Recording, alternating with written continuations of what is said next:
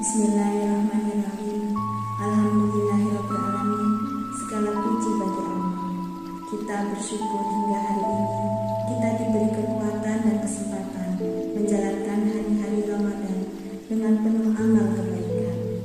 Sholawat dan salam semoga selalu tercurah kepada junjungan Nabi besar kita Muhammad SAW yang mengisi Ramadan dengan penuh amal yang berkah, memberikan contoh kepada kita beragam amal yang disyariatkan dalam Ramadan yang mulia. Semoga kita dapat meniru dan menjalankannya. Pada kesempatan ini, saya ingin membahas tentang puasa Ramadan dan anak-anak. Mungkin ada sebagian orang tua yang akan dengan mudah beralasan bahwa syariat Islam tidak mewajibkan anak-anak untuk berpuasa, sehingga tidak perlu tergesa-gesa menyuruh mereka berpuasa sebelum waktunya atau sampai usia balik. Alasan ini memang terlihat benar pada satu sisi, karena tidak ada kewajiban ibadah apapun, begitu pula puasa Ramadan kepada mereka yang belum balik atau bermimpi basah. Rasulullah SAW bersabda, "Diangkat pena catatan amal dari 3 orang.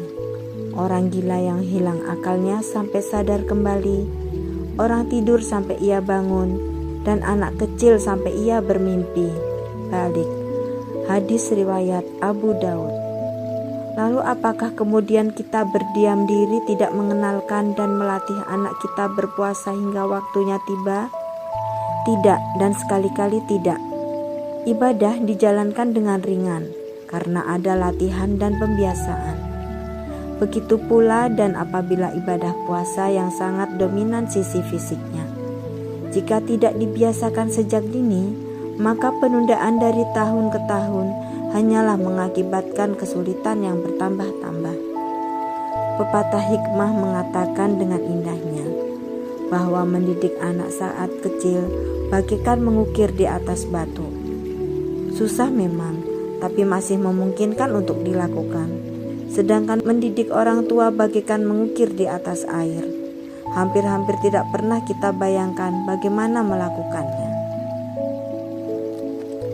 Lalu, bagaimanakah cara kita untuk mengenalkan dan melatih anak-anak kita berpuasa? Setidaknya ada 5 hal yang perlu kita cermati dalam masalah ini. Semoga kita bisa menjalankannya dengan baik dan istiqomah. Yang pertama, memberikan pemahaman ringan seputar puasa dan urgensinya. Sungguh anak kecil usia 7 tahun bahkan kurang, pada saat ini telah mampu dengan mudah untuk diajak berdialog. Semakin ia mengetahui alasan dan pentingnya berpuasa, maka akan semakin mudah melatihnya berpuasa. Anak-anak kita pun akan menjalankannya dengan lebih ringan saat meyakini apa yang dilakukannya berpahala. Kedua, memberikan motivasi. Motivasi di sini memang sangat unik jika terkait dengan anak-anak. Kebiasaan yang berlaku di sekitar kita adalah memberikan hadiah kepada mereka yang bisa menuntaskan puasanya dengan sempurna. Maka jumlah hadiah disesuaikan dengan jumlah hari mereka berpuasa.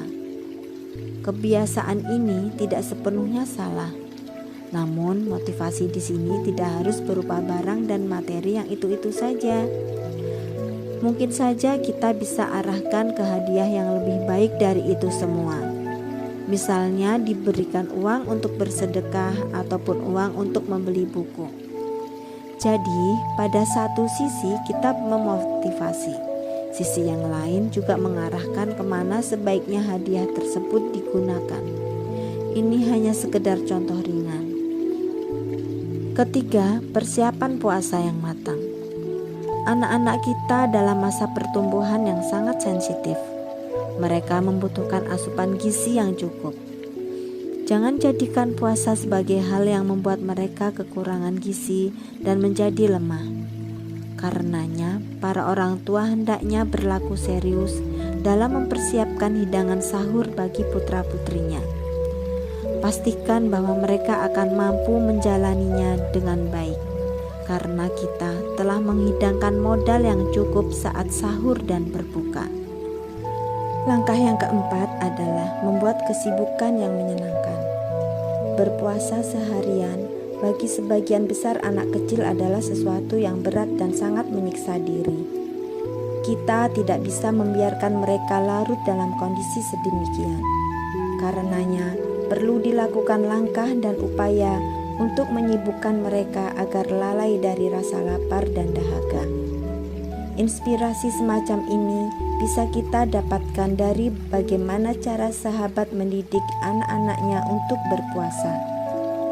Sebuah riwayat sholih dari Rubai binti Muawiz, ia berkata, di pagi Asyura, Rasulullah SAW mengirim utusan ke kampung-kampung Anshar. Siapa yang pagi ini dalam keadaan puasa, maka sempurnakanlah puasanya. Dan barang siapa yang pagi ini dalam keadaan tidak berpuasa, maka berpuasalah pada sisa hari ini.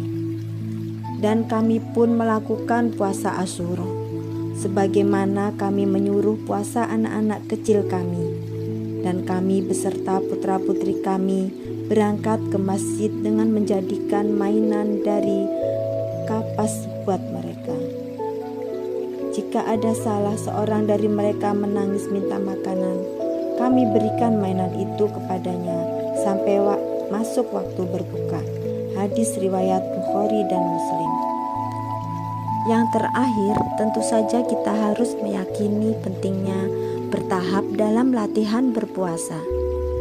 Maka hendaknya latihan puasa dilakukan secara bertahap sesuai dengan kemampuan. Dari tahun ke tahun ditargetkan ada peningkatan. Karenanya memulai sejak usia dini merupakan salah satu langkah sukses menuju tahapan-tahapan selanjutnya. Kebiasaan masyarakat kita yang mengistilahkan puasa sambung dan puasa beduk atau berbuka saat zuhur menjelang dan melanjutkan puasa setelahnya. Ini menunjukkan sebenarnya langkah positif sudah dianut masyarakat kita dalam mengenalkan anak-anaknya berpuasa.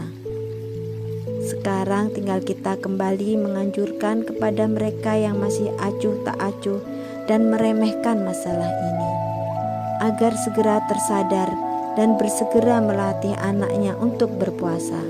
Semoga Allah Subhanahu wa Ta'ala memudahkan niatan dan langkah kita ini. Wallahu a'lam bishawab.